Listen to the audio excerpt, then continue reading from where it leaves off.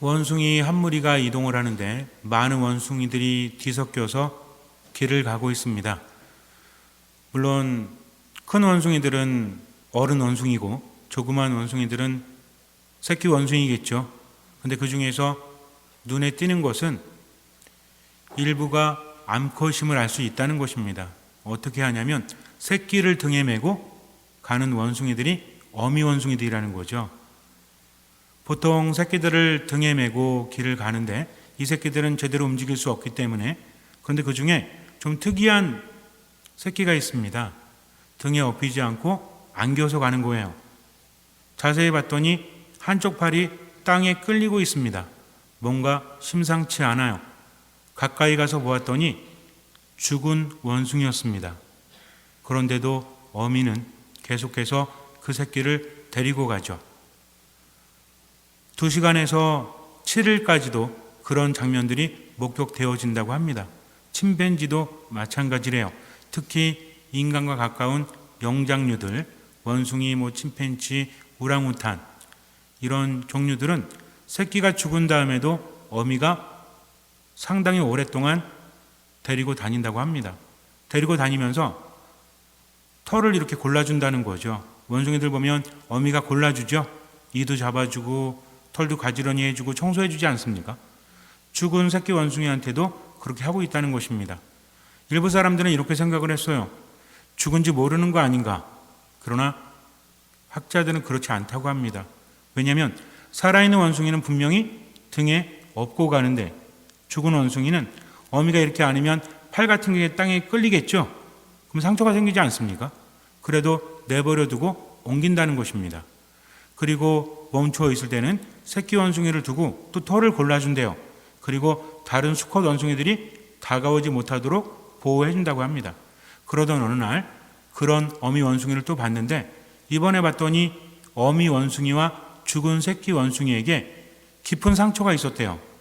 누구에겐가 공격을 받은 거죠. 그러니 어미도 새끼가 공격을 받았다는 것을 알고 있어요. 자기도 공격을 받았기 때문에. 그래서 이미 죽은 것을 알고 있음에도 불구하고 새끼를 놓아두지 못한다고 합니다. 그러다가 이제 사체가 썩고 말라 비틀어지고 그렇게 되면 어쩔 수 없이 새끼를 떠난대요. 그 장면을 본 사람들은 누구나 눈시울을 붉히거나 마음 아파합니다. 어쩔 수 없기 때문에 어미는 버릴 수 없다라는 거죠. 동료나 다른 또는 남편 원숭이가 있을지 모르겠지만 어쨌든 다쳤을 때 옆에서 아파하는지 모르겠지만 그것은 밝혀진 바 없고요. 죽어도 새끼 원숭이를 어미는 버릴 수 없다고 합니다. 들소떼가 있습니다. 물을 먹기 위해서 물가로 가는데 여기에 사자떼가 기다리고 있어요. 들소를 사냥하기 위해서입니다. 사자가 들소떼를 사냥할 때는 가장 크고 가장 맛있어 보이는 들소를 잡는 것이 아니라 가장 약한 들소를 공격을 한다고 합니다. 그 무리를 이리저리 모으는 거죠. 들소떼가 사자를 보고 깜짝 놀라서 도망갑니다. 그럼 사자들은 그 중에서 가장 약한 들소를 노려서 공격을 하죠.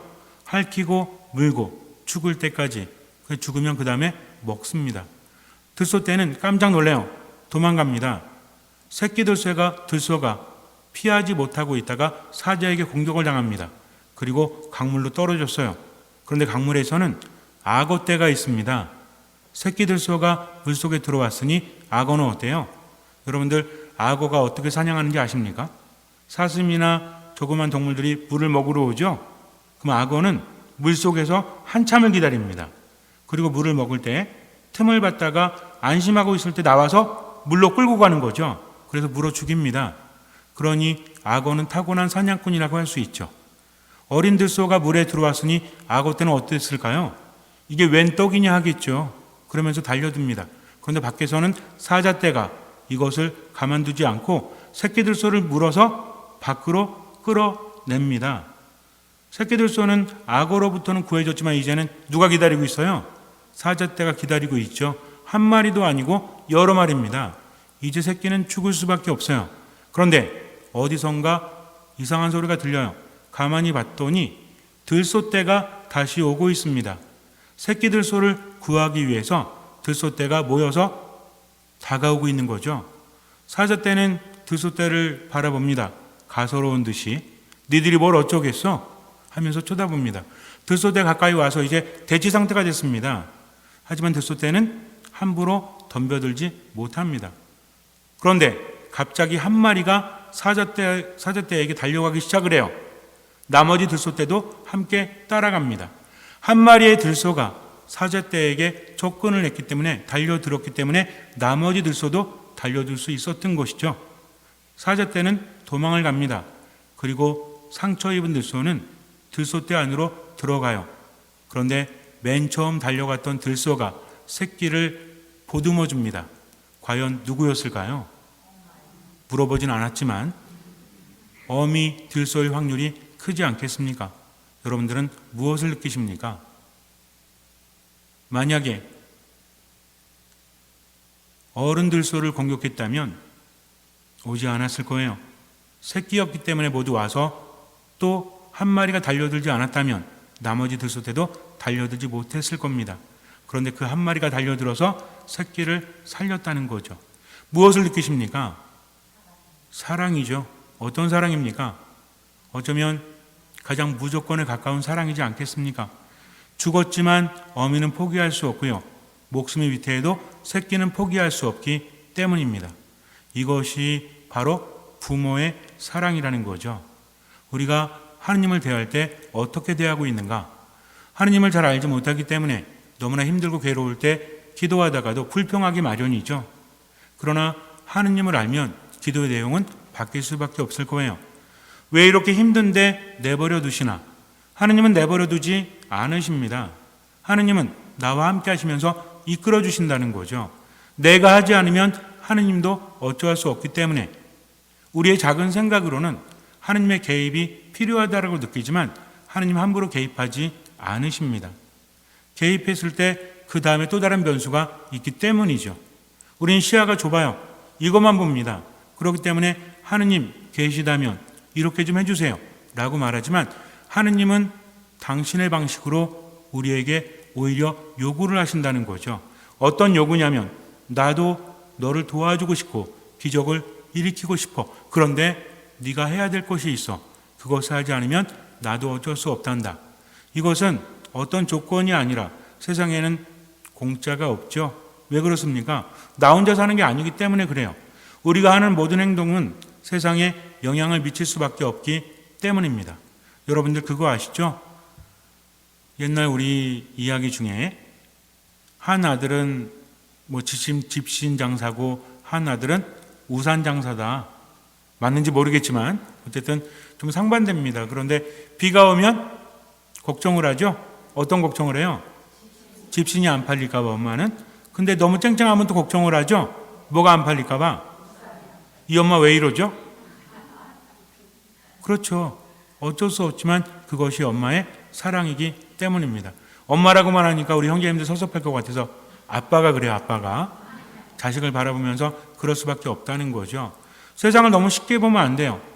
우리가 세상에 있는 동안만큼은 어쩔 수 없이 완성되지 않은 나라에 살고 있다는 거죠. 세상은 무엇입니까? 단순히 아담과 하와가 죄를 지었을 뿐만 아니라 우리도 살면서 죄를 짓고 있죠. 죄 없는 사람이 어디 있습니까? 내가 죄를 지었을 때는 아무 일 일어나길 바라지 않고 내가 좀 궁핍하거나 좋은 일을 했을 때는 하느님의 개입을 바란다면 이것은 너무나 이기적이지 않습니까? 만약에 내가 뭔가 필요할 때 하느님께서 나에게 은총을 주시고 내가 선행을 베풀 때 갚아주시는 것을 지금 하셔야 된다면 내가 죄를 졌을 때 그에 대한 벌도 지금 내려야 한다는 겁니다. 한 가지만 생각해 보면 안 된다는 거죠. 그럼에도 불구하고 하느님께서 우리를 도와주려고 하세요. 자식이 교도소에 가면 부모가 할 수 있는 것은 무엇뿐이 없죠. 부모가 돈이 많아가지고 사설 군대를 사서 교도소를 들어가서 아들을 꺼내와요? 면회 가죠? 영치금 넣어주죠? 이런 것뿐이 할 수가 없습니다. 늘 찾아간다는 거죠. 그래서 어떤 분이 교도관 하시는 분이 이야기를 하는데 누가 이렇게 수감이 되면 배우자도 오지만 시간이 지날수록 오는 시간이 뜸해진대요. 자식들도 오지만 시간이 갈수록 뜸해진대요. 그런데 한결같이 오는 분들은 누구다? 부모님이라고 합니다. 이것이 부모의 마음이라는 거죠. 물론 하느님께는 불가능함이 없어요. 하지만 세상에서 우리가 살면서 내가 죄를 짓고 아직은 완전하지 않은 세상에 살기 때문에 어쩔 수 없다는 거죠. 그래서 조건을 요구하십니다. 그 조건이 무엇입니까? 하느님 안에 머무는 거죠. 우리가 하느님으로부터 떨어지면 하느님도 어쩔 수 없어요. 내가 선택을 했기 때문입니다. 이 마음을 알아야 한다는 거죠. 하느님은 늘 당신 안에 머물기를 바라세요. 왜냐하면 그래야만 살 수 있기 때문에 그래요. 품 안의 자식이라는 이야기가 아닙니다. 우리가 공기 없으면 살 수 없고 물고기가 물이 없으면 살 수 없듯이 우리가 하느님 안에 머물지 못하면 살 수 없다는 것입니다. 이것을 이스라엘 백성들은 아주 잘 알고 있어요. 왜냐하면 예수님께서 하신 비유를 통해서 그들이 이미 알고 있기 때문입니다. 바리사이들 그리고 율법학자들이 예수님을 보고 마음에 안 들어 했죠. 왜 그래요?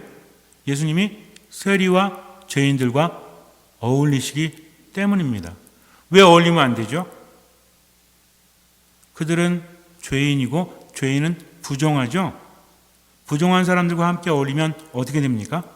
어울린 사람도 부정해지죠. 그럼 누구에게 합당하지 않아요? 하느님께 합당하지 않은 겁니다. 우리가 성경을 묵상할 때 잘 생각해야 돼요.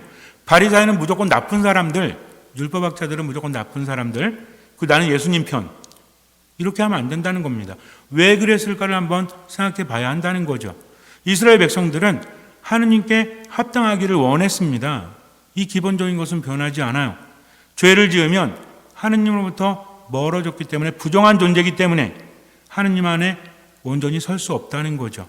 그 죄를 용서받아야 돼요. 그러다 보니까 뭐가 발전합니까? 제사가 발전하죠. 죄를 지으면 어떤 희생제물을 바치거나 속죄제물을 바쳐야 됩니다. 이것은 하느님 앞에 온전히 서기 위해서 그랬다는 거죠. 그러다 보니까 죄인들과 함께 한다는 것은 하느님께 부정한 자가 된다는 거예요. 그러니 그러면 안 됩니다. 이 기본적인 마음은 나쁜 것이 아니라는 거죠. 그런데 예수님께서는 그렇게 하고 계십니다. 이게 답답한 거죠. 완전히 무시할 수도 없죠. 왜 그래요? 그분은 기적을 행하시기 때문입니다. 기적은 아무나 행할 수 있는 게 아니죠. 누구만이 행할 수 있는 것입니까? 하느님만이. 그래서 하느님께서 보내신 예언자들도 기적을 행하지 않습니까? 기적을 일으킨다는 것은 인간이 아닌 하느님의 힘을 지니고 있다는 것을 나타내기 때문에 바리사이들이나 율법학자들도 예수님을 대놓고 무시할 수가 없어요. 그런데 헷갈립니다. 왜냐하면 그분이 죄인들과 어울리기 때문에 그래요. 하느님께서 늘 요구하신 게 뭐죠? 잘못을 뉘우쳐라. 죄를 지으면 안 된다라고 하셨죠? 그것이 율법이지 않습니까? 근데 이 사람들은 율법을 지키지 않고 정결하지도 않습니다. 그런데 예수님이 어울린다는 거죠. 마음에 들지가 않아요. 그래서 그들은 불평을 합니다. 이 불평은 어쩌면 무조건적인 예수님에 대한 미움 때문이 아니라 스스로가 납득하지 못하기 때문에 그럴 수도 있다는 거죠. 그랬더니 예수님께서 뭐라고 하십니까? 예수님께서 비유를 들어 말씀하시는데 너희 가운데 어떤 사람이 양 100마리를 가지고 있었는데 그 가운데서 한 마리를 잃으면 어떻게 한다? 99마리를 광야에 놓아둔 채 그 잃어버린 양을 찾아 나선다고 합니다. 언제까지? 양을 찾을 때까지. 그리고 양을 찾으면 어떻게 해요? 한 대 때려요? 어깨에 메고 돌아와서 잔치를 벌입니다. 잃어버린 내 양을 찾았다고. 이 말씀 우리가 잘 이해해야 돼요. 즉 하느님께는 죄인들이 어떤 존재다? 잃어버린 양과 같다는 거죠. 아니 신부님 당연하지 않습니까? 당연하지 않아요. 이건 예수님이 하신 비유입니다. 우리는 이 비유를 너무나 잘 알고 있기 때문에 당연하게 받아들이지만 죄인들은 어떤 사람이죠? 죄인은 잃어버린 자가 아닙니다. 죄인은 뭐예요? 스스로가 떠난 자죠. 그러니까 제외된 자, 분리된 자입니다. 그러니 공동체에서 어떻게 합니까? 격리하는 거죠. 무슨 얘기인지 아시겠어요? 우리도 죄를 지으면 격리하듯이 죄인들은 어떻게 됩니까? 격리되어져야 한다는 거죠. 근데 예수님께서는 뭐라고 하십니까? 잃어버린 양이라고 하십니다. 격리된 자는 가까이 하면 안 되죠. 그런데 잃어버린 양은 어떻게 해야 돼요? 찾아야 한다는 거죠. 이게 다릅니다. 즉 죄인들은 하느님께 있어서는 벌받을 대상이 아니라 어떤 사람들? 잃어버린 사람, 찾아야 될 그런 대상이라는 겁니다. 왜 그렇습니까? 급합니다. 빨리 찾아야 돼요. 쉴 수 없어요. 양 99마리를 내버려 둔 채 한 마리를 찾을 때까지 찾아 헤매는 것은 찾지 않으면 죽기 때문에 그래요. 광야란 그런 곳입니다. 즉 하느님께 돌아오지 않으면 어떻게 된다? 죽기 때문에 하느님께서는 돌아오기를 촉구하신다는 거죠. 때로는 강력하게 촉구하십니다. 뭐랑 닮았어요? 부모의 훈육과 닮았죠. 부모님이 자식들한테 협박할 때 있습니까? 없습니까? 있어요? 없어요? 있죠. 협박하잖아요. 그죠? 너 자꾸 그러면 이렇게 하면서 협박하지 않아요? 근데 이 협박을 자식은 듣고 공포에 떱니까? 아니라는 거죠. 엄마이기 때문에, 아빠이기 때문이라는 신뢰감이 있기 때문에 그렇지 않다는 거 알아요. 이놈의 지지배가 밤늦게 들어오면 다리 몽둥이를 확 그냥 머리를 다 뽑아버린다라고 해도 딸은 알아요. 우리 엄마가 내 다리 몽둥이 안 부러뜨린다는 것을. 그럴 때 발발 떨면서 경찰에 신고해요. 저희 엄마가요, 제 다리를 부러뜨릴 것 같아요. 빨리 와주세요. 라고 하지 않습니다. 왜 그렇습니까? 신뢰감이 있기 때문이죠. 세상 모든 사람들이 나를 버려도 우리 아빠는, 우리 엄마는 나를 버리지 않는다는 것을 알기 때문에 그래요. 근데 자식은 어떻습니까? 지 좋아하는 사람 생기면 떠나죠? 부모가 그렇게 말려도 떠나죠? 나중에 문제 생기면 누구 찾아와? 엄마 아빠 떠나는데 엄마 찾아오지 않아요. 그러니까 내 옆에 있는 사람 폄하하는 것이 아니라 사랑하는 사람은 사랑이 식으면 남이 되고 남보다 못한 존재도 될 수 있지만 부모는 그렇지 않다는 것입니다. 이 신뢰감이 우리를 살게 하는 거죠. 그러니 부모님이 안 계시면 마음이 허전하고 그립고 외롭죠. 그것이 바로 인생 같아요. 마찬가지입니다. 하느님도요, 내버려 둘 수 없어요. 저렇게 살면 죽기 때문에. 그러니까 때로는 예언자들을 통해서 겁을 주십니다. 뭐라고 주세요? 너희들이 회개하지 않으면 어떤 벌이 내릴 것이다. 벌이 중요한 게 아니라 뭘 바라십니까? 회개하기를 바라시는 거죠. 그렇게 예언자들을 보냈는데도 회개하지 않습니다. 그러니까 어떻게 해요? 다 죽여버려야 되겠다? 아니죠. 당신의 하나뿐인 아들을 보내셔서 우리 죄를 대신해서 죽게 하신다는 겁니다. 이게 대단하다는 거예요. 그냥 하느님이 인간이 되셔서 무력하게 죽었다가 아니라 그만큼 우리를 사랑하신다. 어떻게 하기를? 돌아오기를, 회개하기를. 죄를 지을 때마다 하느님은 나를 벌하시기 위해서 옆에서 너 가만 안 두겠어. 너 최후의 심판 때에 지옥으로 보내버릴 거야 하면서 번개를 치시는 분이 아니라 그분은 어떤 분이신다? 돌아오기를 바라신 분이시다. 그래서 우리가 돌아온 탕자의 비유 잘 알고 있죠? 돌아온 탕자의 비유에서 우리가 무엇을 묵상합니까? 이 아들은요, 유산을 받아서 떠납니다. 살아있는 아버지에게 유산을 요구했다는 자체가 호로자식이라는 거죠. 죽어야만 줄 수 있는 거죠. 제가 예전에도 말씀드렸지만 자식이 와서 어머니 아버지 어차피 돌아가실 거잖아요. 그때 주실 거죠? 미리 주세요. 그러면은 그래 너에게도 계획이 있구나 그래요? 아니 이놈의 자식이 아직 죽지도 않아. 그리고 선물도 사왔어요. 봤더니 뭐야? 수의야 수의. 그러면 여러분들은 아유 우리 자식이 내가 죽을 때를 대비해서 수의를 선물로 사오고 미리 이렇게 물려달라고 하니 참으로 똑똑하구나 그렇게 생각하십니까? 저기 사진도 한 장 찍으셔야 돼요. 어떤 사진? 가만히 보니까 영정 사진이 없어. 그럼 여러분 어떨 것 같아요? 내가 저걸 낳고 미역국을 먹었단 말이야 라는 생각이 들 수도 있지 않겠습니까? 그런 자식은 없지만 어쨌든 아버지에게 유산을 받아서 떠나죠. 떠나고 한 짓이 뭐예요? 팡팡 씁니다. 창녀들과 어울리고 탕진해버립니다. 그리고 못 돌아오죠? 왜 못 돌아와요? 아버지한테 받았잖아. 이게 얼마나 웃기는 건지 아십니까? 아들은요, 내가 아버지한테 받았으니까 아버지하고 나의 관계는 끝났다라고 생각을 합니다. 그래서 어려워도 아버지를 찾아가지 못하는 거예요. 이 미묘한 차이를 아셔야 됩니다. 그런데 어떻게 해요? 결국은 가뭄이 들고 돼지가 먹는 열매 꼬투리 이거로라도 배를 채워보기를 바랬지만 이것도 여의치 않죠. 그때서야 어떻게 목구멍이 포도청이라고 죽을 때가 되니까 그래도 우리 아버지는 선하신 분이니까 하인으로라도 써주시겠지 하면서 갑니다. 근데 아버지는 어떻게 했어요? 늘 자식을 기다렸죠. 멀리서 보고 있다가 벌써 아들인지 압니다. 행색이 완전히 변했습니다. 딴 사람은 몰라봐요. 그 누군 알아봐요? 아버지는 알아보죠. 달려가서 어떻게 합니까? 달려가서 하이킥? 끌어안죠. 그리고 뭐라고 하죠? 잃었던 내 아들, 죽었던 아들이 살아 돌아왔다고 하면서 뭘 합니까? 잔치를 벌이는 거죠. 예수님께서 루카복음을 통해서 이렇게 여러 비유를 말씀하시는 것은 그만큼 하느님께서 우리를 사랑하시기 때문입니다. 그러면서 어떻게 하기를? 돌아오기를 바라시는 거죠. 우리는 이렇게 말합니다. 하느님, 저 좀 도와주십시오. 저 좀 살려주십시오. 저와 함께 해주십시오. 그러면서 돌아가려고 하지 않아요. 하느님이 이렇게 말씀하십니다. 너를 살리고 싶어. 너에게 모든 걸 주고 싶어. 그러니 어떻게 해라? 내 안에 돌아와라. 이게 뭡니까?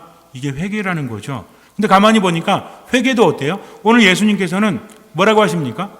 잃어버린 양은 사실은 왜 무리에서 떨어졌는지 모르겠지만 딴짓을 했겠죠. 다른 양들은 다 따라갔는데 혼자만 딴짓하다가 무리에서 떨어지지 않습니까? 그래서 이제 어쩔 수 없어가지고 있는데 목자는 어떻게 해요? 그 양을 찾아 헤매인다는 겁니다. 돌아와야 되는 존재는 양인데 오히려 누가 찾았어요?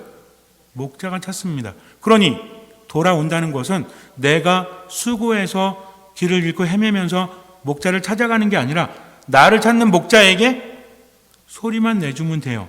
이게 회개라는 겁니다. 하나님도 마찬가지예요. 그저 지금 이 순간에 어떤 죄를 지었든지 간에 얼마나 부족하든지 간에 지금 하느님을 바라고 하느님을 만나려고 하고 그분의 뜻대로 지금을 살려고 하는 마음, 이것만 있다면 그분이 와서 데려가신다는 거죠. 그분이 와서 치유해 주십니다. 그분이 지켜주십니다. 이것이 무엇입니까? 이게 회개라는 거죠. 우리는 회개 그러면 되게 힘든 것만 생각해요. 아유, 어떻게 다시 돌아가야 돼? 얼마나 돌아왔는데. 걱정할 필요가 없어요. 그분이 내 옆에 계시기 때문입니다.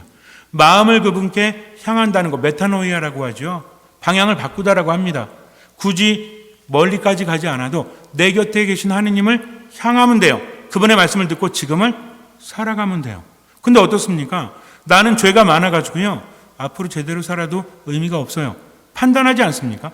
내가 몇 년 동안 이렇게 살아왔는데 그게 됩니까? 쉬운 방법만 선택하려고 하는 거죠.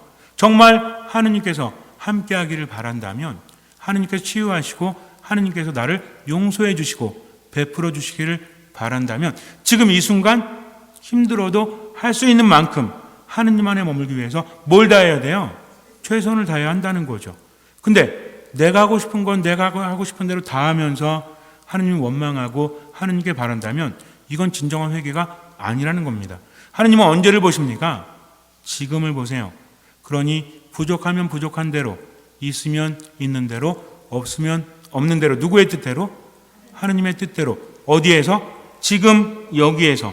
다른 사람에게 하느님께서 바라시는 대로가 아니라 지금 나에게 하느님께서 바라시는 대로 살아갈 수 있도록 어떤 마음을 갖는 것? 듣는 마음을 갖는 것. 이것이 무엇이다? 이것이 바로 회개라는 겁니다. 그러니 아무것도 판단하지 말고 그저 들으려고 하면서 하느님께 나아간다면 내 부족함을 나보다 더 잘하신 하느님께서는 나를 이끌어 주십니다. 마음이 알아요. 내가 이제 하느님 안에 머무는구나. 그러니 어떻게 하고 싶어? 하느님 마음에 들고 싶죠? 그러니 뭐라고 합니까? 제가 인간적으로는 저 사람을 용서할 수 없지만 하느님께서 바라시니 그렇게 해볼랍니다. 최선을 다할게요. 제가 인간적인 비전으로는 그동안 너무나 잘못을 저질러서 가족들이나 가까이 있는 사람들에게 너무나 큰 피해를 줘가지고 제가 할 말은 하나도 없지만 그래도 베풀며 살게요. 제가 그동안 너무나 경직되게 살았지만 이제는 웃으면서 살게요. 누구 때문에? 하느님 때문에. 이러면서 변화할 수 있는 만큼만 변하고 나머지는 주님께서 기적을 일으켜 주신다는 거죠. 그래서 믿음이 있는 이에게 기적은 일어나게 되어 있습니다. 중요한 건 뭐냐면 이 순간 누구 안에? 하느님 안에 머물기 위해서 어떻게 하면 돼? 듣는 마음만 가지면 돼요. 그리고 최선을 다해서 실천하면 돼요. 이것을 우리가 뭐라고 부릅니까? 회개라고 부르는 거예요. 그래서 맨날 돌아와요 부산항해가 아니라 돌아와요 누구에게? 하느님 안에. 어떤 마음? 듣는 마음. 여러분들에게 하느님께서 뭐라고 하십니까? 내 개인적으로 어떤 말씀을 하시는지 알아요 몰라요? 알잖아요. 우리 안에 뭐가 있으니까? 양심이 있으니까 일단 그것에 따라서 살도록 하십시오. 기도만 한다고 해서 되는 거 아닙니다. 진정한 회개는 행동이 바뀌어야 되는 거예요. 지금 내게 들리는 말씀대로 실천할 수 있도록 최선을 다한다면 이미 양심 안에 하나님의 자리가 커지고 하나님의 자리가 커지면 기적은 일어날 수밖에 없는 겁니다. 이게 신앙입니다. 누가 가장 잘 알아요? 내가 가장 잘 알아요. 물론 하나님도 아시고 잠시 눈을 감으세요. 진정한 평화는, 진정한 행복은 하느님 안에 머물 때 가능하죠. 우리는 회개라고 말합니다. 그러나 회개도요, 내가 갈 길이 너무나 멀다면 하느님께서 나를 찾아오십니다. 그분은 우리를 단죄하시고 우리에게 벌을 두시는 분이 아니죠. 우리는 격리시키지만 그분은 잃었던 자라고 부릅니다. 잃었던 내 아들, 딸이라고 부릅니다. 그만큼 그분은 아파하시는 분이에요. 그분이 사랑 자체이기 때문입니다. 동물도 자식을 끔찍히 아낍니다. 인간도 자식을 엄청 아끼죠. 하느님은 어떠하시겠습니까? 그분은 우리를 버리지 못하십니다. 그러니 무섭다고 생각하지 말고 하느님 안에 머무세요. 중요한 건 그분이 우리를 너무나 사랑하셔도 내가 그분 안에 머물지 못하면 그분의 은총을 받을 수 없다는 거죠. 그러니 그분 안에 머물 수 있도록 그분을 바라보십시오. 무엇보다 듣는 마음으로 지금을 살아가십시오. 지금 이 순간 하느님께서 원하시는 대로 들리는 대로 최대한 실천하면서 살아가십시오. 주님께서는 그 믿음을 보시고 우리 삶에 놀라운 기적을 일으켜 주실 것입니다.